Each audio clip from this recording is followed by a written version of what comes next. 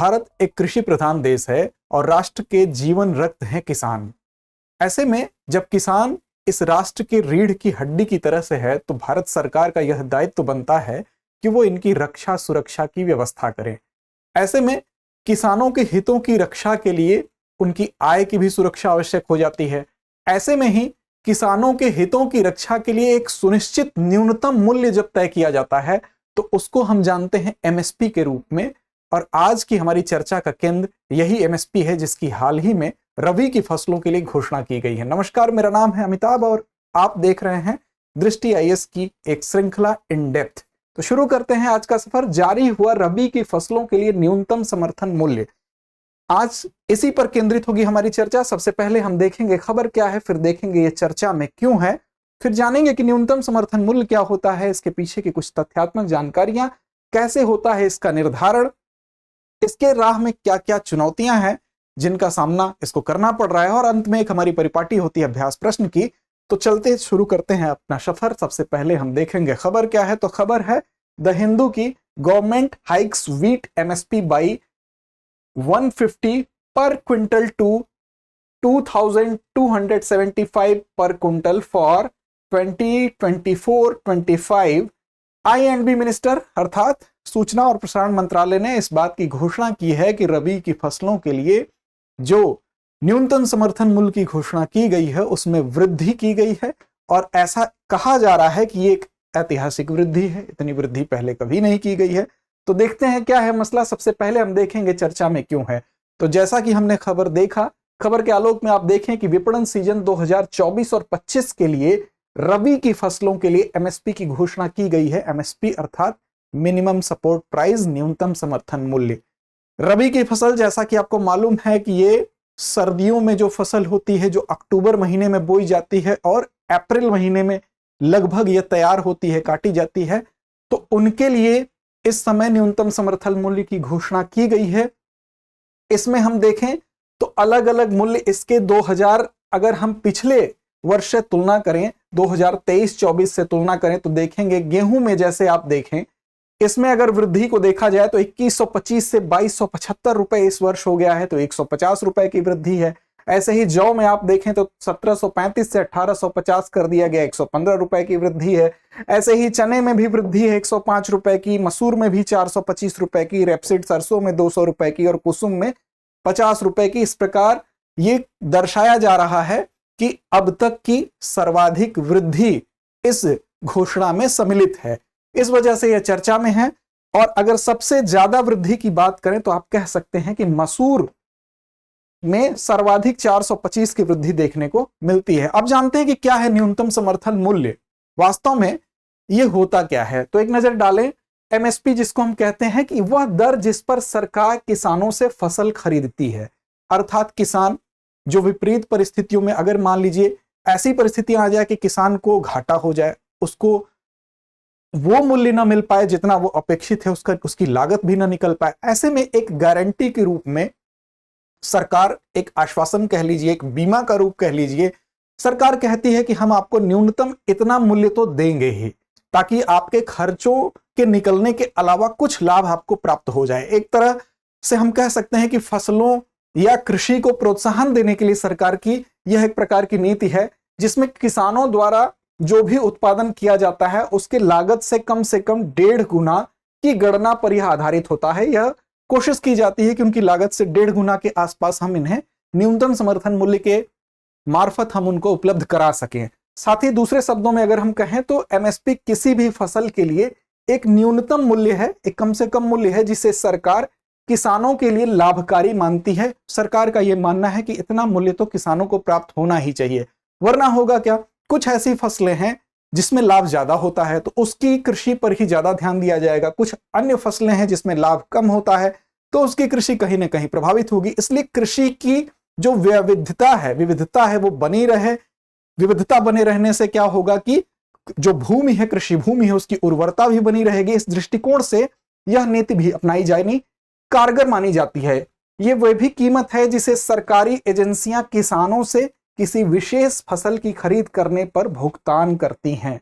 और अगर हम बात करें तो वर्ष में 2 बार न्यूनतम समर्थन मूल्य की घोषणा की जाती है, एक जब रबी की फसल बोई जाती है तब, उससे पहले, और एक खरीफ की फसल जब बोई जाती है तब, अर्थात गर्मियों के सीजन में जून के आसपास, और एक इस सीजन में जाड़े की फसल जब रबी की फसल बोई जाती है तब।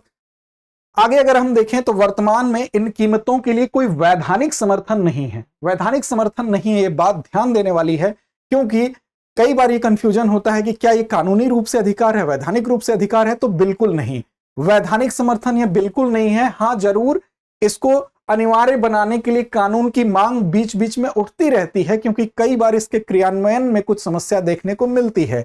लेकिन सरकार एक तरह से गारंटी के तौर पे कहती है, मौखिक रूप से ही सही, लेकिन गारंटी, वैधानिक रूप इसको अमली जामा नहीं पहनाया गया है। एमएसपी के तहत कौन कितनी फसलें होती हैं, तो ये एक महत्वपूर्ण प्रश्न है। तो इसके अंतर्गत 22 फसलों के लिए ये न्यूनतम समर्थन मूल्य या मिनिमम सपोर्ट प्राइस जारी किया जाता है।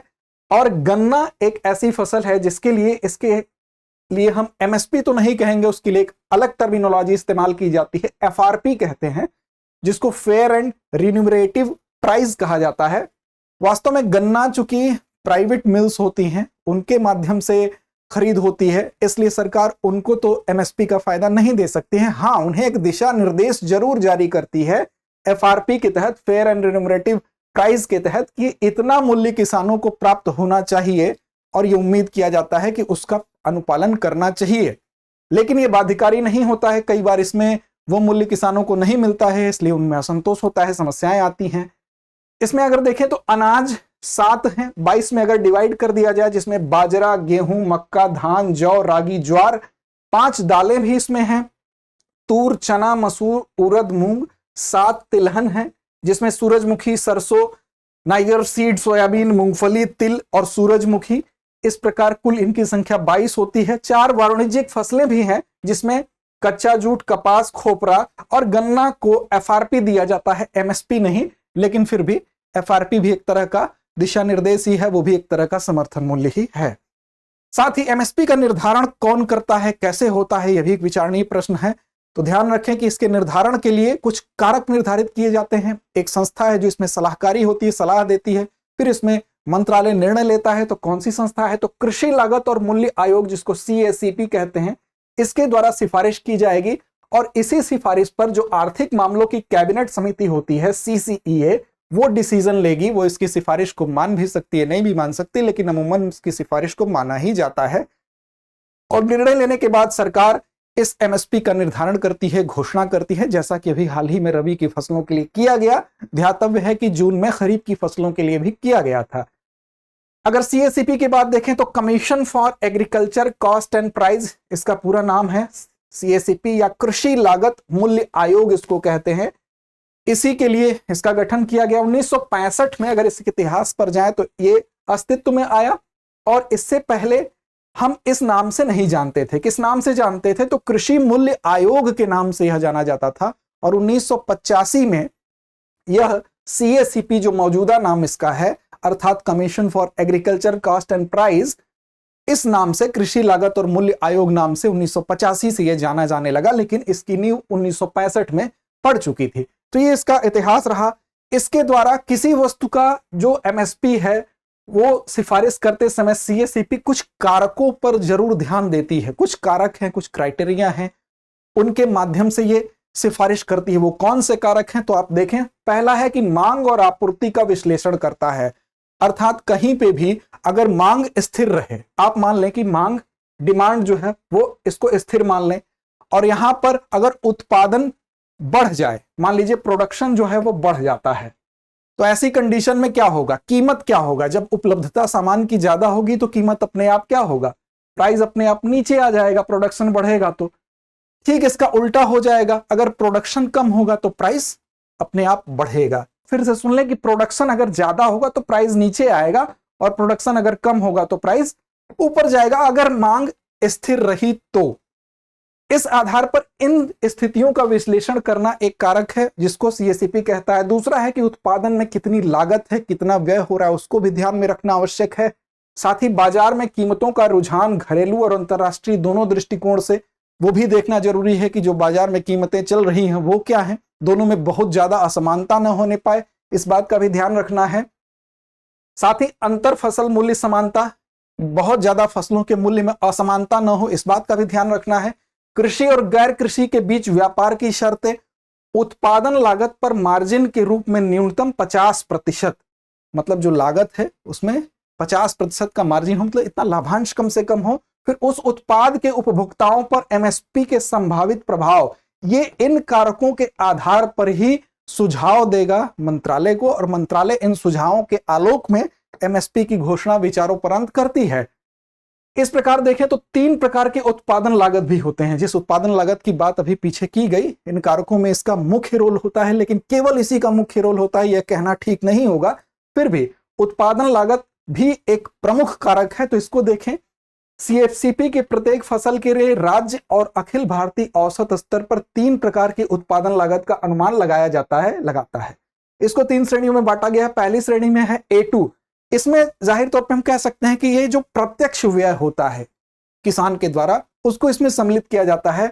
इसमें किसान द्वारा चाहे वो बीज खरीदने में हो, उर्वरक के खरीदने में हो, कीटनाशक में हो, या श्रम पट्टे पर ली गई अगर भूमि है, उसके पास भूमि नहीं है, वो पट्टे पर भूमि लेके खेती कर रहा है, तो उसमें जो खर्च हो रहा है, ईंधन के रूप में हो रहा है, सिंचाई के रूप में हो रहा है, अर्थात कुल मिला के जितना भी प्रत्यक्ष व्यय वो कर रहा है उसको हम A2 के अंतर्गत सम्मिलित करते हैं।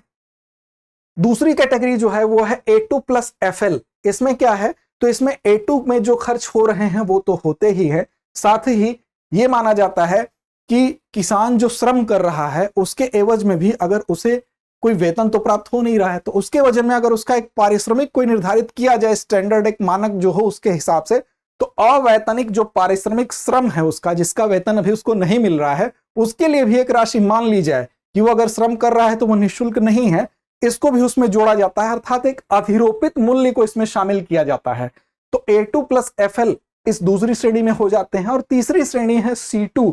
C2 के तहत हम देखेंगे तो जो अनुमानित भूमि का किराया है और खेती के लिए लिए गए अगर धन है उस पर वो अगर ब्याज की अदायगी कर रहा है तो इसको भी जोड़ देते हैं। और साथ ही A2 और FL में जो पुराने खर्च थे वो तो इसमें रहता ही है। तो इस प्रकार आप देख सकते हैं कि फसल के लिए राज्य और अखिल भारतीय औसत स्तर पर 3 प्रकार की उत्पादन लागत का अनुमान जो लगाया जाता है उसमें A2, A2+FL दूसरी श्रेणी और तीसरी C2 है। ये 3 प्रकार की उत्पादन लागत की श्रेणियां हैं। अब इस रास्ते में कुछ चुनौतियां भी हैं। ऐसा नहीं है कि एमएसपी लागू कर दिया, सरकार की समस्या समाप्त हो गई, किसान खुशहाल हो गया। जरूरत है अमली जामा पहनाने की। किसी भी नीति नियम कानून को बनाने के बाद उसका क्रियान्वयन कितना ठीक ढंग से हो रहा है, इस पर निर्भर करता है उस नीति नियम कानून की प्रासंगिकता।